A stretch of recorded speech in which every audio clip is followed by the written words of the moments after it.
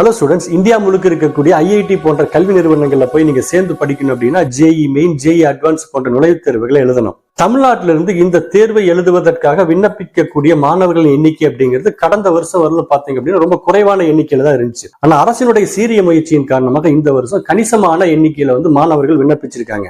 இந்த எண்ணிக்கையை மேலும் அதிகரிக்க வேண்டும், மாணவர்கள் மத்தியில ஐஐடி போன்ற கல்வி நிறுவனங்களை பற்றிய விழிப்புணர்வை ஏற்படுத்த வேண்டும் அப்படிங்கிற ஒரு சிறு முயற்சியின் காரணமாக இன்னைக்கு நம்ம தமிழ்நாட்டுல அரசு பள்ளியில தமிழ் வழியில் படிச்சு ஆராய்ச்சி பட்டம் பெற்று ராஜஸ்தான் ஐஐடியில பேராசிரியராக பணிபுரிந்து கொண்டிருக்கின்றார் டாக்டர் பரஞ்சோதி மணிகண்டன் அவர்களை நம்ம இன்னைக்கு சந்திச்சு ஐஐடியில அவர்களுடைய அனுபவங்களை பத்தியும் மாணவர்கள் ஐஐடியை நோக்கி செல்வதற்குண்டான வழிவகைகள் என்னென்ன அப்படிங்கறத பத்தியும், அங்க என்னென்ன மாதிரியான ஸ்காலர்ஷிப் எல்லாம் மாணவர்களுக்கு கிடைக்கும் அப்படிங்கறத பத்தியும், அங்க படித்த மாணவர்களுக்கு அதிகப்படியான சம்பளத்துல ஏன் வேலை கிடைக்குது போன்ற தகவல்களை நம்ம அவர்கிட்ட கேட்டு தெரிஞ்சுக்கலாம். நம்ம சேனலை நீங்க ஃபர்ஸ்ட் டைம் பாக்குறதா இருந்ததுன்னா சப்ஸ்கிரைப் பண்ணுங்க, லைக் பண்ணுங்க, கமெண்ட்ஸ் பண்ணுங்க.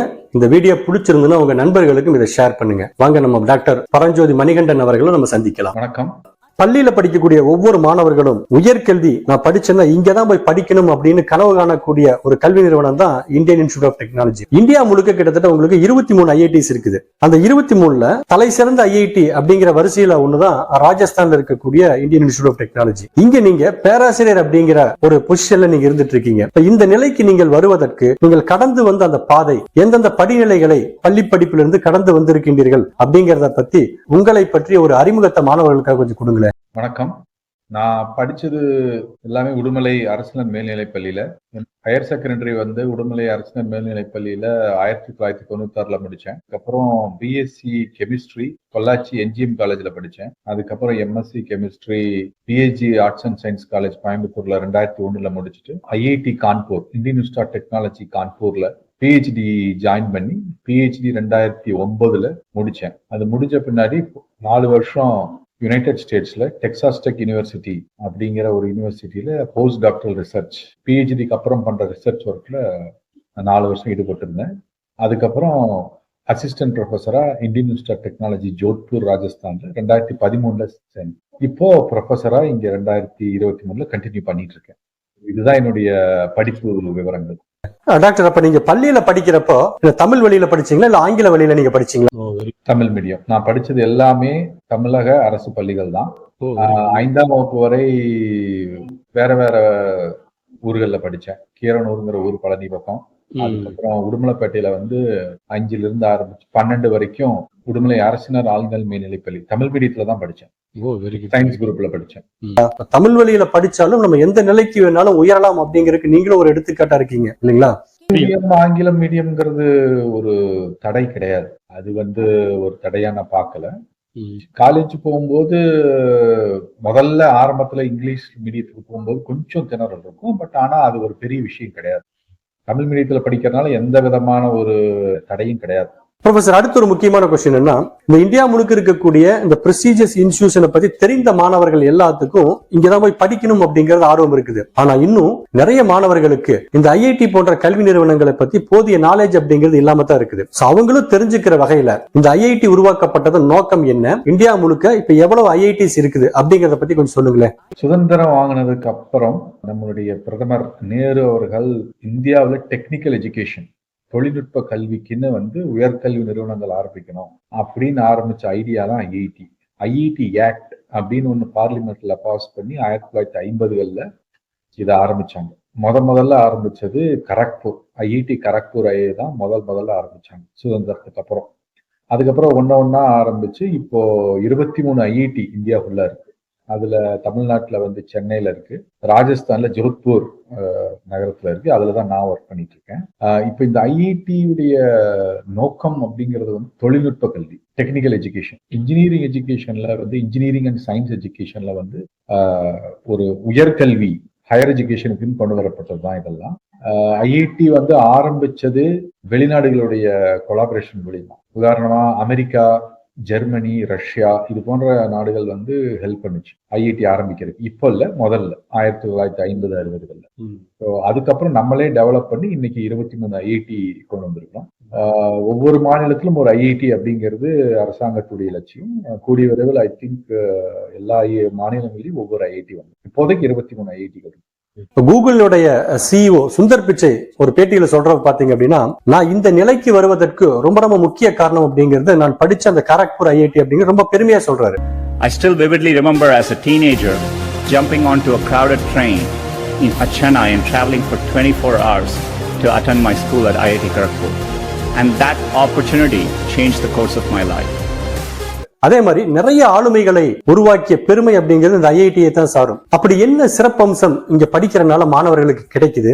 ஏன் மாணவர்கள் எல்லாம் போய் இங்க படிக்கணும்னு விரும்புறாங்க? ஐஐடியில என்ன ஸ்பெஷல்னா இன்ஃப்ராஸ்ட்ரக்சர், உள்கட்டமைப்பு. இங்க வசதிகள் அதிகமா இருக்கும். ரிசர்ச்சுக்கு, டீச்சிங்க்கு இங்க நிறைய வசதிகள் இருக்கும். லேப் இதெல்லாம் வந்து ஸ்டேட் ஆஃப் தி ஆர்ட்னு சொல்லுவாங்க. அதாவது உலகத்தரம் வாய்ந்த லேபு, லைப்ரரி ஃபெசிலிட்டிஸ் இதெல்லாம் இருக்கும். இங்க இருக்கிற ப்ரொஃபசர்ஸ் பாத்தீங்கன்னா வெளிநாடுகள்ல மோஸ்ட்லி ட்ரெயின் ஆயிருப்பாங்க. அவங்க வந்து கண்டிப்பா பிஹெச்டி இருந்திருக்கணும். பிஹெச்டி இல்லாம இங்க வேலைக்கு சேர முடியாது டீச்சரா. பிஹெச்டி பண்ணியிருப்பாங்க, வெளிநாடுகள்ல ட்ரெயின் ஆகி வந்திருப்பாங்க. ஸோ இன்னொன்னு மெயின் பாத்தீங்கன்னா ரிசர்ச்.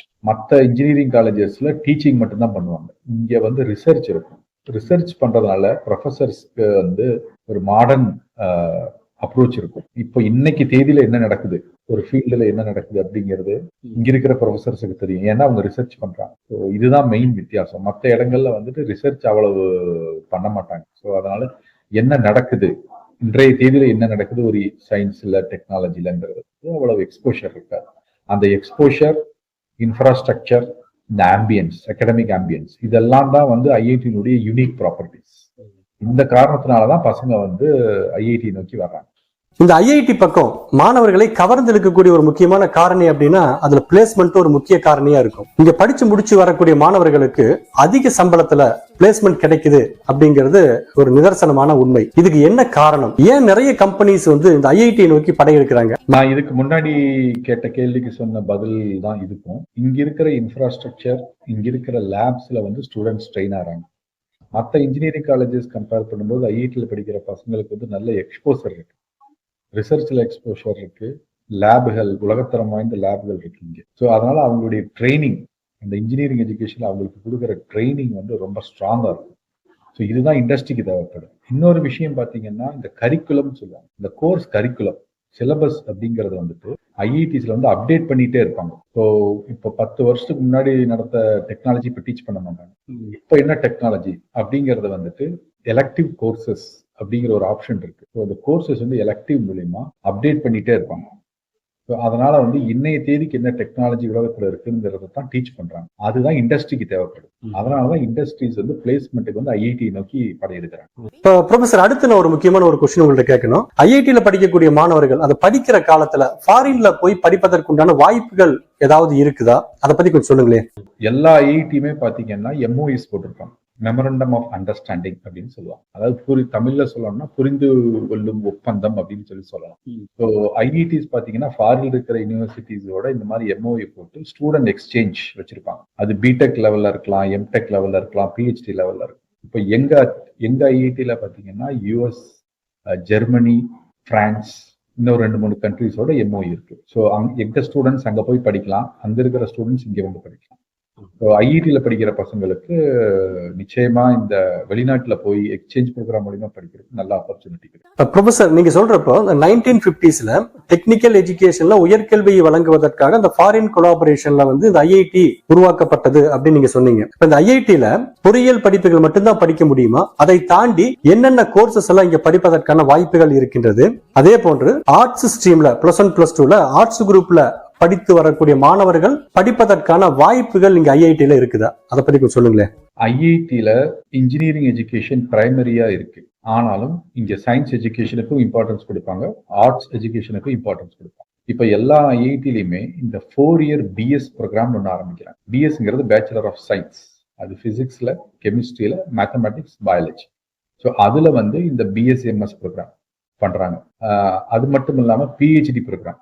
பிஹெச்டி ப்ரோக்ராம்ங்கிறது வந்து எல்லா விதமான ஸ்ட்ரீம்ஸ்லையும் கொடுப்பாங்க. Engineering, sciences, arts group, economics, literature, எல்லா விதமான பிஹெச்டி ப்ரோக்ராம் ஆஃபர் பண்ணும். ஸோ வெறும் இன்ஜினியரிங் எஜுகேஷன் மட்டும்தான் ஐஐடிலன்னு கிடையாது. இங்க சயின்ஸ் எஜுகேஷனும் இருக்கு, இன்ஜினியரிங் எஜுகேஷனும் இருக்கு. ஆர்ட்ஸ் குரூப்ல படிச்சுட்டு வர்றவங்களுக்கும் ஐஐடியில வாய்ப்பு. உதாரணமா பாத்தீங்கன்னா இப்ப ஐஐடி மெட்ராஸ்ல வந்து எக்கனாமிக்ஸ்ல வந்து அண்டர் கிராஜுவேட் ப்ரோக்ராம் வச்சிருக்காங்க. எங்க ஐஐடியில வந்து மாஸ்டர்ஸ் ப்ரோக்ராம் வந்து சோசியல் சயின்ஸ், ஆர்ட்ஸ், எக்கனாமிக்ஸ் இதுல எல்லாம் வச்சிருக்கு. இன்னொன்னு பாத்தீங்கன்னா எம்பிஏ ப்ரோக்ராம் அப்படிங்கிறது த்ரூ எல்லா ஐஐடிலையும் வச்சிருக்காங்க. அந்த எம்பிஏ ப்ரோக்ராமும் ஆர்ட்ஸ் குரூப்ல இருந்து வர்றவங்க படிக்கும். அது எல்லா ஐஐடிஸ்லயும் இருக்கு.